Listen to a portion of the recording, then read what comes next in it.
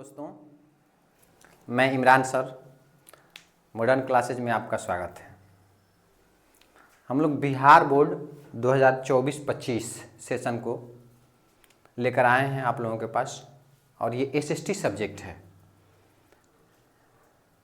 ये पूरा जो हम लोग तैयारी करा रहे हैं ये फ्री ऑफ कॉस्ट है। जो बच्चे दूर दराज देहात एरिया से हैं, रूरल एरिया से, उन लोगों के लिए हम लोग फ्री ऑफ कॉस्ट व्यवस्था किए हुए हैं कि घर पे रह के भी वो लोग पूरी तरह कंप्लीट होल कोर्स घर पे बैठे तैयार कर सकते हैं। एकदम एक एक चीज़, जिस तरह क्लास में पढ़ाई होती है कहीं क्लास में आने की ज़रूरत नहीं है। आप घर पे बैठिए, मोबाइल ऑन कीजिए और एक एक चीज़ जीरो से एपेक्स तक पूरी तरह हम लोग आप लोगों की तैयारी के लिए एकदम तत्पर हैं और पूरे विश्वास के साथ 100 में 100% ऑल सब्जेक्ट का तैयारी कराएंगे। तो हम लोग आज शुरू करेंगे सामाजिक विज्ञान। सामाजिक विज्ञान का पहले सिलेबस हम लोग देखेंगे। कोई भी सब्जेक्ट पढ़ने से पहले आपको सिलेबस जानना बहुत ज़रूरी है, और सिलेबस का एक एक टॉपिक, जिसको एक एक टॉपिक अगर याद नहीं है तो ये समझ लीजिए फिर उसकी तैयारी कुछ नहीं है। तो कोई भी सब्जेक्ट पढ़िए तो पढ़ने से पहले आप एक एक चीज़, ऑल सब्जेक्ट, जितना भी सब्जेक्ट आप पढ़ते हैं उसका एक एक टॉपिक आपके जबान पर होना चाहिए कि हाँ ये सब्जेक्ट में ये टॉपिक है, ये सब्जेक्ट में ये टॉपिक है, ये सारी चीज़ पढ़ना है। उसके बाद ही आप कोई चीज़ भी पढ़ना स्टार्ट कीजिए। तो हम लोग शुरू करते हैं इस पाठ्यक्रम में। सामाजिक विज्ञान में क्या क्या हम लोगों को पढ़ना है। सामाजिक विज्ञान में देखिए, पहले तो इतिहास पढ़नी है, भूगोल पढ़नी है, और भूगोल का ही एक अलग पार्ट है आपदा एवं प्रबंधन। और आपदा प्रबंधन के बाद नागरिक शास्त्र पढ़नी है, और नागरिक शास्त्र के बाद अर्थशास्त्र पढ़ना है। ये चार जो विषय हैं सामाजिक विज्ञान के अंतर्गत, ये चार विषय को बारी बारी से एक एक करके हम लोग कंप्लीट करते जाएंगे। तो इतिहास में हम लोग देखेंगे क्या पढ़ना है। इतिहास में फर्स्ट टॉपिक है यूरोप में राष्ट्रवाद। कैसे हो गया? हाँ, फर्स्ट टॉपिक है यूरोप में राष्ट्रवाद। ऐसा कहा जाता है, और कहा नहीं, ये सच भी है कि राष्ट्रवाद की जननी जो है वो यूरोप ही है। राष्ट्रवाद का उदय, राष्ट्रवाद की भावनाओं का उदय यूरोप में ही हुआ है। उसके बाद नेक्स्ट है समाजवाद एवं साम्यवाद। हिंद चीन में राष्ट्रवादी आंदोलन, फिर भारत में राष्ट्रवाद। फर्स्ट यूरोप में राष्ट्रवाद, फिर ये सब पढ़ने के बाद भारत में राष्ट्रवाद, कि भारत में राष्ट्रवाद की चेतना कैसे जगी, इसमें किन किन लोगों की महत्वपूर्ण भूमिका रही, उन लोगों के बारे में पढ़ेंगे। फिर अर्थव्यवस्था और आजीविका के बारे में पढ़ेंगे। शहरीकरण और शहरी जीवन के बारे में पढ़ेंगे। फिर व्यापार और भूमंडलीकरण के बारे में पढ़ेंगे। फिर प्रेस और संस्कृति एवं राष्ट्रवाद। ये इतिहास का इतना टॉपिक है, इसको बारी बारी से करके हम लोग कंप्लीट करते जाएंगे। इतिहास के बाद नेक्स्ट जो सब्जेक्ट है हम लोगों का भूगोल। भूगोल में भारत के बारे में पहला जो टॉपिक है, भारत के बारे में पढ़ना है। संसाधन एवं उसके उपयोग, संसाधन एवं उसके उपयोग। नेक्स्ट टॉपिक है कृषि। कृषि के बारे में पढ़ेंगे, और बहुत सारे बच्चे जो हैं रूरल एरिया, ग्रामीण क्षेत्र से बिलोंग करते हैं, तो उन लोगों को कृषि के बारे में बहुत अच्छे तरह पता भी होगा। जो शहर के लोग होते हैं उन लोगों को दिक्कत होती है कि कृषि में कौन खरीफ फसल है, कौन रबी फसल है, कौन जायद फसल है, उसको समझने में दिक्कत होती है। लेकिन ये तो बिहार बोर्ड के बच्चे मैक्सिमम ग्रामीण क्षेत्र से आते हैं, तो उन लोगों को ये जो टॉपिक है कृषि समझने में कोई ज़्यादा डिफिकल्ट नहीं होगी, वो आसानी से समझ सकते हैं इस चीज़ को। नेक्स्ट टॉपिक है निर्माण एवं उद्योग। उद्योग के बारे में पढ़ेंगे, कैसे उद्योग लगा, शुरुआत कैसे हुई। फिर परिवहन एवं संचार और व्यापार, परिवहन, संचार एवं व्यापार के बारे में पढ़ेंगे। फिर बिहार में कृषि, वन एवं संसाधन। बिहार में कृषि कैसी है, बिहार में कृषि संसाधन का क्या महत्व है, इन सब के बारे में इस टॉपिक में पढ़ेंगे। फिर मानचित्र, मैपिंग। हम जब भी पढ़ाते हैं या ऑफलाइन क्लासेज में, हम लोग का जो मॉडर्न क्लासेज ऑफलाइन क्लास जो चलता है, उसमें जब भी मैं स्टार्ट करता हूँ तो पहले बच्चों से मैपिंग ही करवाता हूँ।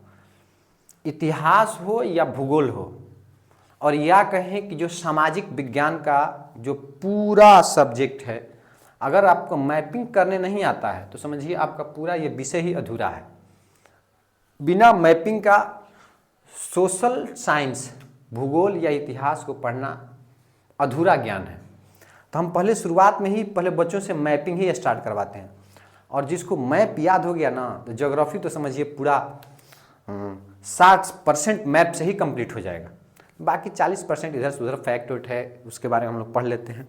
तो घर पे आप जो लोग घर पे बैठ के वीडियो देखेंगे उनके पास मोबाइल होगा, मोबाइल से डाउनलोड कर लेंगे इंडिया का मैप, वर्ल्ड का मैप और बिहार का मैप। ये तीनों मैप आप रोज एक एक मैप बनाइए, चाहे जैसे भी बने। ऐसा नहीं कि ये मतलब अच्छा नहीं बना तो लोग क्या कहेंगे, ये सब चीज़ नहीं सोचना है।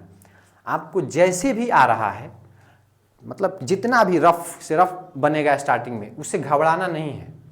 एकदम धीरे धीरे एक एक दिन कर करके आने वाले कुछ दिनों में 20-25 दिन में आप मैपिंग सीख जाइएगा। और नहीं तो 20 रुपया 10 रुपया का एक स्टेंसिल आता है इंडिया का और वर्ल्ड का, ये अगर आप स्टेंसिल ले लेते हैं तो और बेटर है। वो मैप का खांचा है वो, तो उससे लगा के 1-2 बार जब आप प्रैक्टिस कीजिएगा उसके बाद बनाइएगा तो मैप बनने लगेगा। लेकिन मैपिंग जरूर कीजिए, बिना मैपिंग का भूगोल पढ़ना अधूरा ज्ञान है। इसलिए हम यही कहेंगे कि जब ये वीडियो आप देख रहे हों और नेक्स्ट टॉपिक जब हम पढ़ाएंगे तो आप मैपिंग शुरुआत कर ही दीजिएगा। नेक्स्ट हम लोग भूगोल के बाद नेक्स्ट जो सब्जेक्ट है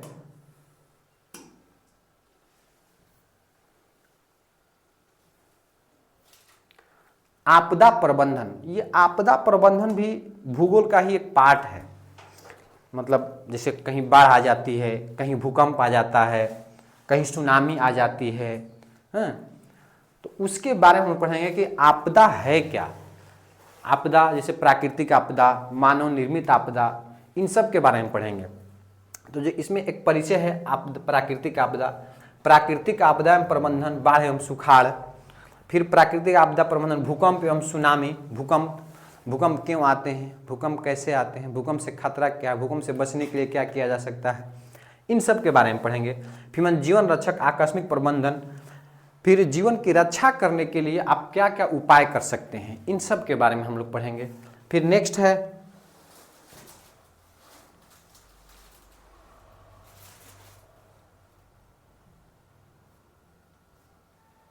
आपदा काल में वैकल्पिक संचार व्यवस्था। जैसे बाढ़ आ जाती है, भूकंप आ जाता है तो समस्या उत्पन्न हो जाती है कि कैसे करें, इस चीज़ को कैसे करें, अब बाढ़ से निपटने के लिए क्या किया जाए, उन सब के बारे में हम लोग पढ़ते हैं। नेक्स्ट नागरिक शास्त्र। नागरिक शास्त्र जिसको सिविक्स बोलते हैं इंग्लिश में। आप अगर किसी भी देश में रहते हो, हम लोग तो भारत के निवासी हैं और भारत के निवासी होते हुए भी भारत के एक नागरिक हैं, जिम्मेदार नागरिक हैं। आप लोग भी जब 18 साल की हो जाइएगा तो आप जब वोटर लिस्ट में नाम आ जाएगी तो आप भी एक जिम्मेदार नागरिक हो जाएगा। हम लोग तो हैं, हम लोग 18 साल एबव एज हो चुका है तो हम लोग वोट भी डालते हैं, तो हम लोग एक जिम्मेदार नागरिक हैं। तो जिम्मेदार नागरिक होने के लिए आपको एक जिम्मेदारी भी मिलती है कि आप जिम्मेदार नागरिक हैं तो उसके बारे में जानें। आपको अभी से जानना होगा कि नागरिक शास्त्र में नागरिक कहते किसको हैं। अब नागरिक होने के पीछे बहुत सारे रीजन होते हैं। फिर है, अब इस चैप्टर हम लोग को पढ़ेंगे लोकतंत्र में सत्ता की साझेदारी। तो लोकतंत्र में सत्ता की साझेदारी जानने से पहले ये जानेंगे कि लोकतंत्र होता क्या है, उसके बाद सत्ता में आएंगे। पहले लोकतंत्र ही जानेंगे, उसके बाद सत्ता के बारे में जानेंगे कि सत्ता में कैसे भागीदारी उसकी है या साझेदारी उसकी है, सत्ता में साझेदारी का कार्य प्रणाली क्या है, अगर कोई भी जब सत्ता में जाता है तो किस तरह का कार्य करता है, उसके बारे में पढ़ेंगे। फिर लोकतंत्र में प्रतिस्पर्धा एवं संघर्ष। जैसे कोई भी राजनीतिक दल के बारे में आप लोग जानते होंगे, बहुत सारी पार्टियां मिलके एक अलायंस का निर्माण करती है। अब उसमें अब 4 पार्टी मिलके कोई अलायंस बनाती है, उसमें प्रतिस्पर्धा तो होगी ही ना। कोई कहेगा नहीं हम मंत्री बनेंगे, कोई कहेगा नहीं हम मंत्री बनेंगे। तो उस प्रतिस्पर्धा के बारे में, उस कंपटीशन के बारे में भी जानेंगे कि वो कैसे होती है, लोकतंत्र में कैसे होती है। अब तो जैसे इंटर करने के बाद, ग्रेजुएशन करने के बाद कोई भी लोग कंपटीशन तैयारी करते हैं नौकरी के लिए, तो हर कंपटीशन का अलग अलग लेवल होता है। उसी तरह एक राजनीति में भी कंपटीशन है, उसका लेवल एक अलग है, उसके बारे में भी हम लोग जानेंगे। नेक्स्ट है लोकतंत्र की उपलब्धियाँ।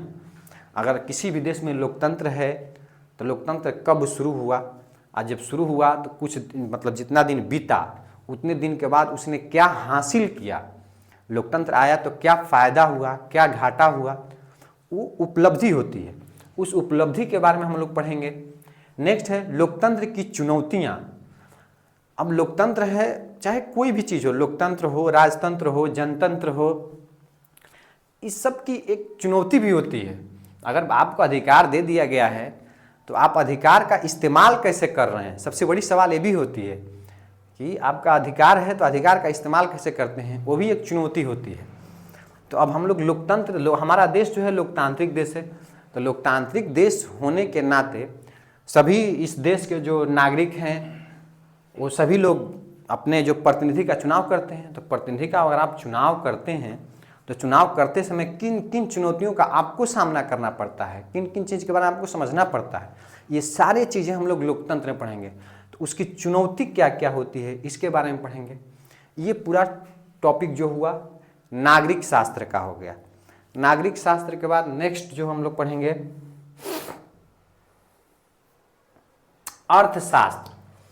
अर्थ मतलब होता है पैसा, और शास्त्र मतलब ज्ञान। पैसा का ज्ञान ही क्या कहलाता है, अर्थशास्त्र कहलाता है। अर्थशास्त्र में अर्थव्यवस्था एवं इसके विकास का इतिहास पढ़ेंगे। कोई भी जो अर्थव्यवस्था है किसी भी देश का, चाहे हमारा देश हो चाहे वर्ल्ड के कोई भी कंट्री हो, वो कंट्री में अर्थव्यवस्था का विकास हुआ कैसे, लोगों ने स्टार्ट कैसे की। आप पहले जानते होंगे कि लोग शुरुआत में वस्तु विनिमय, कोई भी सामान अगर लेना हो खरीदना हो तो उसमें ये जो सिक्के, स्टार्टिंग तो सिक्का से हुआ था, सिक्का उक्का नहीं चलता था उस समय, बस आप कोई सामान दिए उसके बदले आपको कोई दूसरा सामान दे दिया, तो वो वस्तु विनिमय आधारित अर्थव्यवस्था होती थी। लेकिन धीरे धीरे विकास किया लोगों ने, बहुत सारे उस समय कहें तो तकनीकी विकास हुई। उसके बाद सिक्का ढालना शुरू किया लोग, उस सिक्के से लेन देन शुरू हुआ। तो अर्थव्यवस्था के विकास के बारे में फर्स्ट जो टॉपिक होगा अर्थशास्त्र का, इसके विकास के बारे में पढ़ेंगे। फिर राज्य एवं राष्ट्र की आय, राज्य की आय क्या होती है, राष्ट्र की आय क्या होती है, सकल घरेलू उत्पाद क्या होता है, नहीं इसे जीडीपी बोलते हैं, जीएनपी बोलते हैं, एनएनपी बोलते हैं, net national product, gross domestic product ना, इस सब के बारे में इसी में पढ़ेंगे। फिर है मुद्रा, बचत, साख। मुद्रा क्या होती है, बचत क्या होता है। आखिर पहले लोग जैसे घर परिवार में छोटे स्तर पे ना चुक्का लोग रखते थे, चुक्का हम लोग भी रखे हैं। जब बचपन में चुक्का आता था, कहीं से 1-2 रुपया मिलता था तो ले जाकर उस चुक्का में डाल देते थे। अब वो आज डाले, फिर कुछ दिन के बाद फिर सिक्का मिला तो उसको फिर डाल दिए। कुछ दिन के बाद वो धीरे धीरे बहुत मतलब कि 50 रुपया 100 रुपया हो जाता था। वो क्या होता था, वो बचत होती थी। जैसे परिवार की बचत होती है उसी तरह एक राज्य की भी बचत होती है। आज राज्य की जिस तरह बचत होती है उसी तरह उसको थोड़ा बड़े पैमाने पे जाएंगे तो राष्ट्र की बचत होगी, कि राष्ट्र की बचत क्या होती है, उस बचत के बारे में पढ़ेंगे। साख क्या होता है, इसको अगर ठेठ भाषा में समझें तो कैरेक्टर, आपका कैरेक्टर कैसा है उसी को साख बोलते हैं। इसके बारे में पढ़ेंगे, इससे क्या फ़ायदा, अगर आपका साख, आपका कैरेक्टर अगर अच्छा है तो उसका फ़ायदा क्या होगा, अगर आपका कैरेक्टर ढीला है तो उसका मतलब कि निगेटिव पॉइंट क्या होगा, इन सब के बारे में हम लोग पढ़ेंगे। नेक्स्ट है हमारी वित्तीय संस्थाएं। अब जो हमारा देश है, हमारे देश में बहुत सारे वित्तीय संस्थाएं हैं, जैसे बैंकिंग व्यवस्था है, आरबीआई है, एसबीआई है, फिर नाबार्ड है।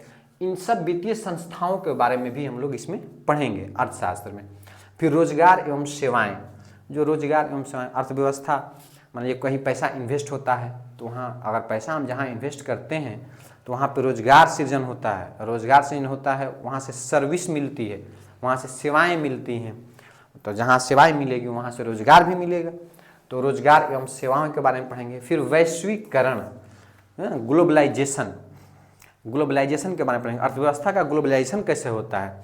जैसे शेयर मार्केट के बारे में आप लोग सुने होंगे, कभी कभी न्यूज़ में समाचार में रहता है कि शेयर मार्केट में पैसा बहुत ज़्यादा उछाला गया या बहुत ज़्यादा गिर गया या डॉलर के मुकाबले पैसा कम हो गया। ये सब वैश्वीकरण में इसका असर कैसे पड़ता है। अगर शेयर मार्केट में किसी चीज़ का जो वैल्यू है बढ़ रहा है तो किसी चीज़ का वैल्यू घट भी रहा है। मान लीजिए इंडिया का अगर अर्थव्यवस्था गड़बड़ाया तो पूरे वर्ल्ड में अर्थव्यवस्था गड़बड़ाने लगती है। कैसे? अमेरिका का अर्थव्यवस्था अगर गड़बड़ाया तो पूरे वर्ल्ड की अर्थव्यवस्था डगमगाने लगती है। आखिर क्यों? इसी के बारे में वैश्वीकरण पढ़ेंगे कि विश्व एक दूसरे से क्या है, जुड़ा हुआ है। अगर अमेरिका में वित्तीय संकट आती है तो उसका असर भारत में भी देखने को मिलता है। अगर चाइना में किसी प्रकार का वित्तीय संकट देखने को मिलता है तो उसका असर पूरे वर्ल्ड के कंट्री पर भी असर देखने को मिलता है, चाहे कम या ज़्यादा। कहीं कम मिलता है, कहीं ज़्यादा मिलता है, उसका असर जरूर देखने को मिलता है। तो इसका नतीजा ये है कि वैश्वीकरण के चलते ही होता है कि पूरा देश जो है एक दूसरे से क्या है, कनेक्ट है, किसी ना किसी रूप में एक दूसरे से डिपेंडेंट है। आदमी एक ग्लोबलाइज रूप पे जुड़ा हुआ है, तो जुड़ाव है, उसमें से कोई भी एक घसकेगा तो अर्थव्यवस्था डगमगाने लगती है। नेक्स्ट है उपभोक्ता जागरण एवं संरक्षण। उपभोक्ता जागरण एवं संरक्षण। अब उपभोक्ता के बारे में पढ़ेंगे कि उपभोक्ता के बारे में कोई वस्तु का उपभोग कैसे किया जा रहा है, उसका संरक्षण कैसे किया जाए। इसी में आता है जैसे गरीबी रेखा के नीचे कितने लोग हैं, गरीबी रेखा से ऊपर कितने लोग हैं। APL BPL का नाम आप लोग गांव देहात में सुने होंगे, उसके बारे में भी हम लोग जानेंगे। ये अर्थशास्त्र का टॉपिक रहा। नेक्स्ट बस ये जो है हम लोगों का सामाजिक विज्ञान का पूरा जो टॉपिक था, एक एक टॉपिक हम समझा दिए। आप भी ऐसा कीजिएगा कि एक एक टॉपिक एक बार ज़रूर देख लीजिएगा क्या क्या पढ़ना है। उसके बाद फिर हम लोग नेक्स्ट डे स्टार्ट करेंगे फर्स्ट हिस्ट्री से, हिस्ट्री के बाद ज्योग्राफी, पॉलिटी, ऐसे करके एक एक चीज़ खत्म कर देंगे। Thank you.